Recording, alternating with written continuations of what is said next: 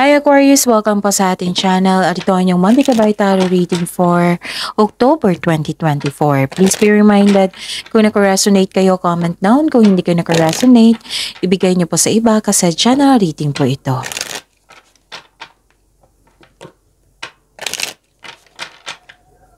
This is for you Aquarius ngayong October 2024.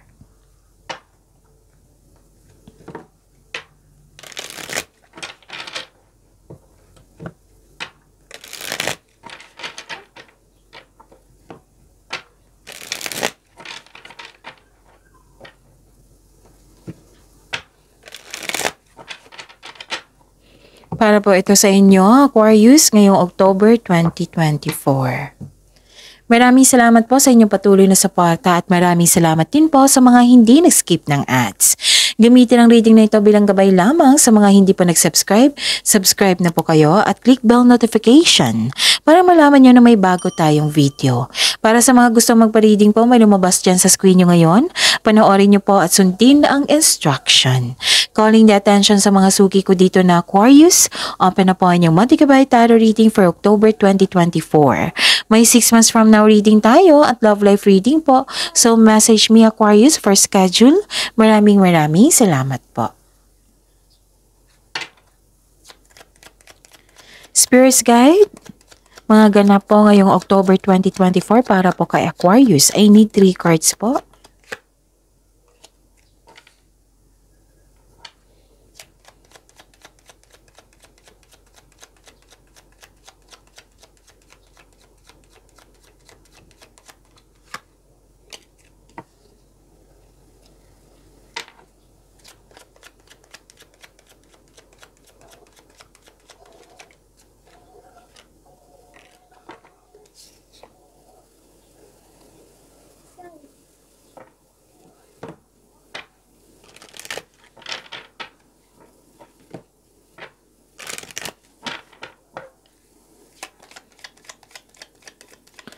Spirits Guide, Angels, Archangels, Guardian Angels, message po para kay Aquarius ngayong October 2024. I need 2 cards po.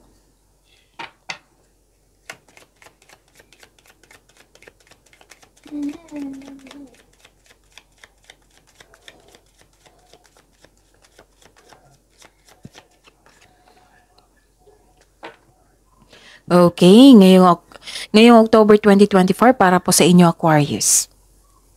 Wow! Ang ganda! So, consider ko talaga sa air sign, sa lahat ng air signs, Gemini, Libra, and Aquarius, sa mga cross-watcher dito ng Gemini, Libra. Ito na yon. Yung sabi ko kanina sa inyo, sa mga cross-watcher dito. So, Aquarius, you have good luck and good karma. May blessings po dito, may success po dito, things going your way, may positive opportunities po, maraming nag-compliment sa inyo, maraming nakapansin sa inyong, nakilala ka sa contribution mo. Marami kayong magandang contribution dyan sa mga ginagawa mo. Nakita ko rin dito na maraming nag-compliment sa inyo, pwede nakatanggap kayo ng awards, rewards, recognition. Okay? So, yun. Ang ganda. Kitang-kita ko yung happiness mo dito. Happiness nyo po dito, Aquarius. Okay? Okay. So, nakita ko dito yung new beginning. New beginning. Pwede din na kakasimula mo lang sa trabaho. Oh, parehas talaga kayo na Gemini Libra, no? Na may new beginning. Transformation. This is new beginning, bagong simula sa trabaho. Pwede din natanggap ka sa trabaho kahit wala kang experience, o natanggap kayo sa trabaho kahit hindi wala kayong experience sa ganyang trabaho, ganun. Basta nakita ko dito. And may nakikita ko dito na naghingi ng time sa inyo ang isang bata. Pwedeng inner child mo ito, pwedeng literal na bata. Okay? Na bata pa sa inyo, ganon. At mag-ingat din kayo sa distraction. Oo, Aquarius. Meron din ito si Gemini and Libra eh. So, sabi ng cards, I consider this sa lahat ng air signs, Gemini, Libra, and Aquarius. So, Aquarius, mag-ingat po kayo sa distraction. Kasi may nakita ko tong rivalry. Pwedeng third person, third party connection ito. Pwedeng pagsisinungaling, pwedeng temptation, pwedeng rivalry. Oo. Kompetisyon. Okay? So, instead na magalit kayo sa kanya, instead kayo mainis sa kanya, instead na ma-disappoint kayo, ipag-pray nyo lang siya. Isuko nyo siya kay God. Ipag-pray nyo siya na mention this person's name, isuko mo siya kay God na siya, si God nang bahala sa kanya. Na sana'y maging mabuti siya sa kanyang sarili at sa kanyang kapwa. Then, focus kayo sa binigay na blessing sa inyo at pagyamanin nyo. Okay? Yan yun. Mag-focus kayo sa makontrol nyo, Aquarius. So, mensahe po ni Archangel Azrael, you are natural counselor and many people benefit from your guidance and reassurance. So, I consider this generosity. Kasi nagbigay ka ng tulong eh. Pwedeng mentor ka ng ibang tao. Pwedeng advisor ka ng ibang tao. Marami kasi kayong experience, Aquarius. So, maraming humihingi ng attention, humihingi ng advice sa iyo. Nagde-depend sa iyong galing, gano'n. Okay? Maasahan ka kasi Aquarius. So, sabi din ni Archangel Gabriel dito, leadership. It is time for you to assume your leadership power and position and lovingly guide others. Okay? So, leadership ito. Maraming umaasa sa iyo. Sa inyong galing at talino. 2 card na po ang nagsabi niyan. Wow. So, claim this positive messages. Spirits Guide, ano po yung energy ni Aquarius ngayong October 2024?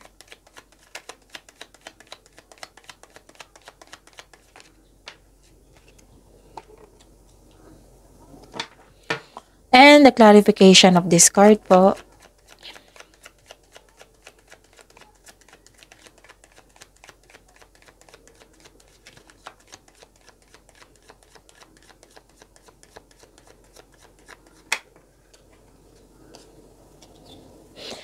This is a daily reminder para hindi nyo makalimutan, para hindi kayo malito or maguluhan. At para fair din sa mga bagong subscriber natin, para alam din nila. Okay?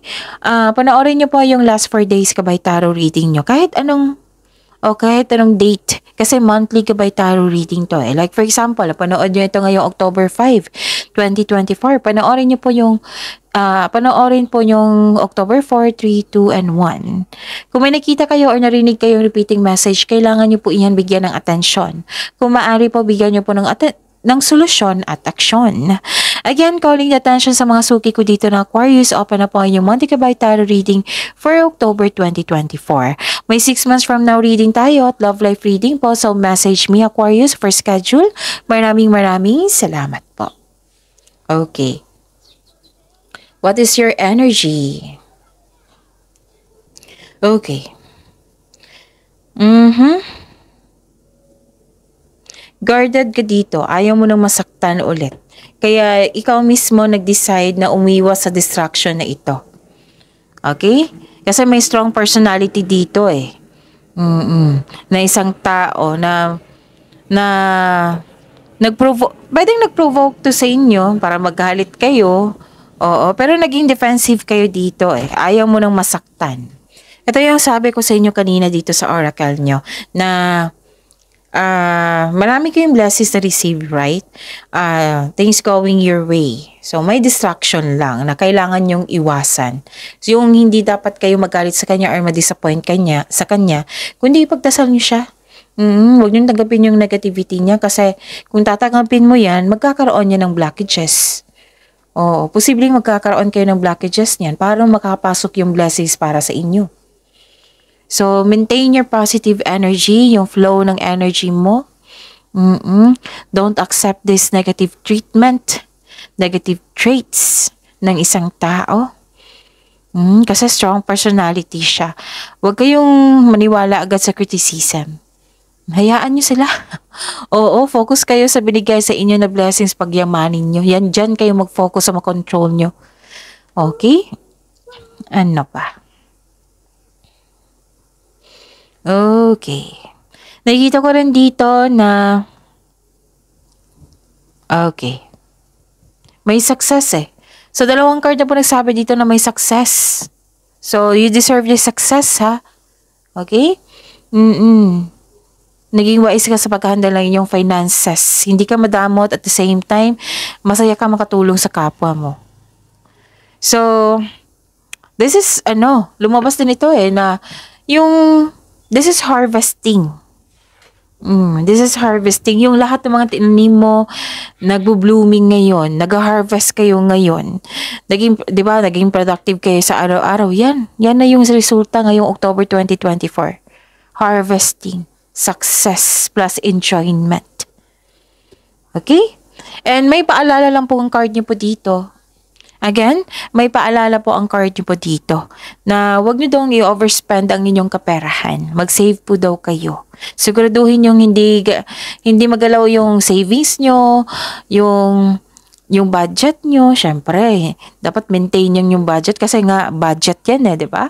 So, I consider na may malaking pera kayong natanggap. Yes, may malaking pera kayo natanggap. I consider that. Kasi may nakita ko dito na sinabihan ka na hindi ka mag-overspend. Na ingatan ang iyong kaperahan. Ingatan yung blessings na receive nyo. Ingatan yung success na receive nyo. Ganon. And may sabi din dito na huwag mag-overspend sa too much sa trabaho. Baka may humihingi ng time sa inyo. Kailangan mo kasi nakikita ko dito nag-overwork kayo Wala lang time mag-relax. So, kailangan nyo mag-relax. Balansehin ang oras. Okay? So, yun. Pero nagpaplano ka naman dito na magbakasyon, mag-rest day. Aquarius. Spirits guide. Possible blessings po na ma-receive ni Aquarius ngayong October 2024.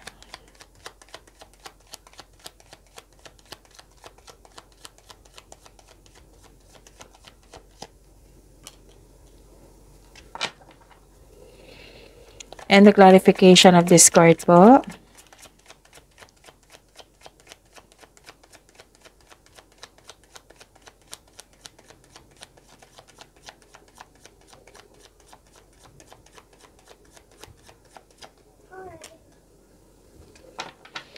So, ano yung possible blessings na ma-receive nyo ngayong October 2024 Aquarius? Okay.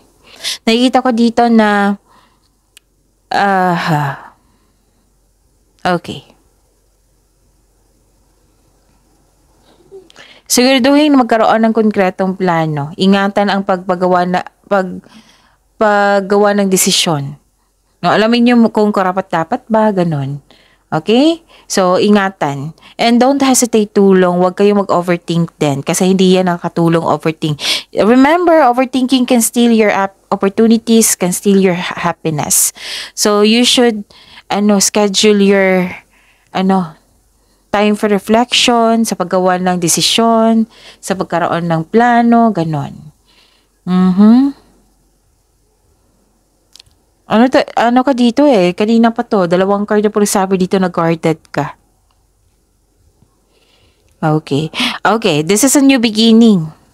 New beginning. Okay. That is the clarification of your card here na may new beginning, may changes. Pwedeng change of career, changes sa treatment ng isang tao. So, required dito maging kalma kayo at maging balanse sa inyong emotion, sa oras na mag-iisip. Kasi some of you nag-overthink Okay? Ang blessings na receive nyo is the beginning. Yes, maraming nag-manifest niyan ng new beginning kasi new beginning is bagong pagkakataon, learnings, andyan yung success. Okay? So, yun. Nasa iyo po, Aquarius, yung new beginning. Tatlong card na po nagsabi new beginning, you have your freedom. Curious ka sa mga bagong simula. New journey po, nakikita ko dito. Kailangan mo lang mag-ingat sa paggawa ng plano. Dalawang card na kasi nagsabi dito. Okay? And you should take a risk and try something new. Try to step out sa comfort zone mo. Kasi may potential ito magiging successful. Maging maingat lang kayo sa paggawa ng desisyon, sa pagpaplano. So this is a leap of faith and trust Take a leap of faith and trust the support of the universe kasi you are divinely guided. Huwag kang matakot sa mga sa mga ma-encounter mo kasi learnings yan. And yan yun din yung isa sa paraan na bumukas yung makaka-receive ka ng mga positive opportunities which is lumabas din dito. So, ilang beses na lumabas, that is a repeating message na may new opportunities na darating sa inyo, positive opportunities, things going your way. Kasi, nakikita ko dito, sa mga experiences na ito, itong pagbabago na ito, magkakaroon ng personal and spiritual evolution. Okay? And huwag kayong matakot ma-in love ulit, ha? Nakikita ko kasi dito, guarded kayo. Huwag kayong matakot ma-in love ulit. Sa mga may relasyon, sa buhay mag-asawa, mukhang may tampuhan kayo.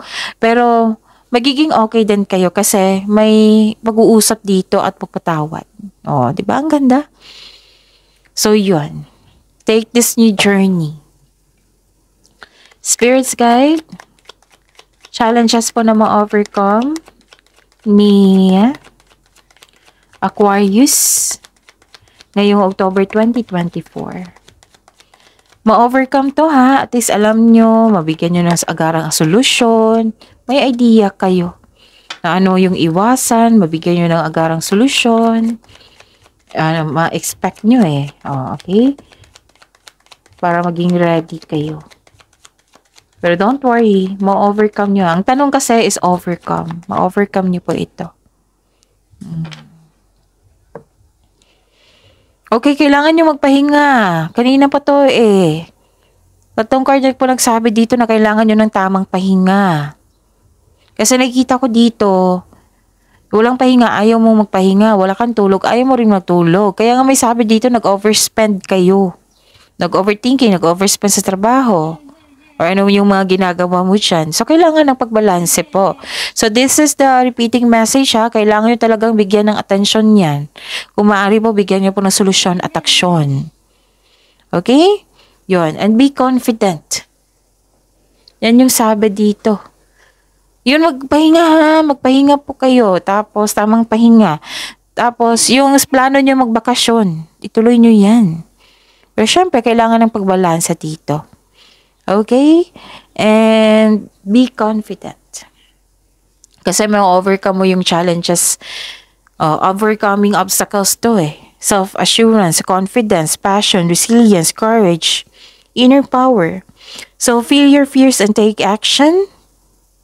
You have a confidence and persistence in your life. Pwedeng sa career nyo ito. You're eager to achieve a successful outcome sa mga ginagawa mo dyan. So, ang advice pa dito, huwag kayong mag-give up and don't doubt your strength. Okay? Maging matatag ka sa sandaling ito. Dahil ma-overcome mo yung struggles or challenges mo ngayong buwan na ito, October 2024. This card asks you na harapin mo yung fears, struggle, or challenges kasi iwasan mo ito at mag-move forward kayo with courage. You don't know your own strength until it is tested. Para sa mga single, have a confidence at labas din kayo sa comfort zone mo. Kanina pa to, no? Parang natatakot kayong magbukas ng door para para magtanggap ng bagong pag-ibig, ganun. So, have a confidence at labas din kayo sa comfort zone mo upang sa kayo, you have a chance to meet new people. Huwag nyo i-pressure yung sarili nyo. Pwede din sa pagsisimula ng kaibigan, ganun, getting to know each other stage pa. Or, yun. Para sa mga relasyon sa buhay mag-asawa, share your opinion o problema mo sa iyong partner para alam din niya na nasaktan ka na or hindi na siya nagkaroon ng time sa'yo. Kasi minsan may tao talagang hindi sensitive or palagay na sa relasyon without knowing na nasasaktan na. Okay? So, address your hurt feelings, makinig ka din sa kanya, makinig siya sa'yo. Tapos, kung kailangan ng adjustment para magkasundo kayo, then do it. And improve your communication skills. Yan yung sabi dito. Okay? Kanina pa to eh. 'Di ba? Pero may pag-uusap at pagpatawad. So, that is a repeating message. So, importante talaga yung forgiveness. Lalo na forgiveness sa inyong sarili, sa sitwasyon, forgiveness din sa isang tao. Pag-uusap talagang kailangan dito. Okay? Yun. Sana'y magiging okay kayo. So, claim this positivity, claim this blessings, maraming blessings dito, Aquarius. Pagyamanin mo yan, doon kayo mag-focus sa control nyo. Huwag kayo mag-claim ng negativity, okay? So, positive affirmation na kailangan. I am loved, I am healthy, I am blessed, I am safe, and so on. Please like, subscribe, and click the button for notification para updated po kayo sa daily tarot reading natin. Maraming salamat.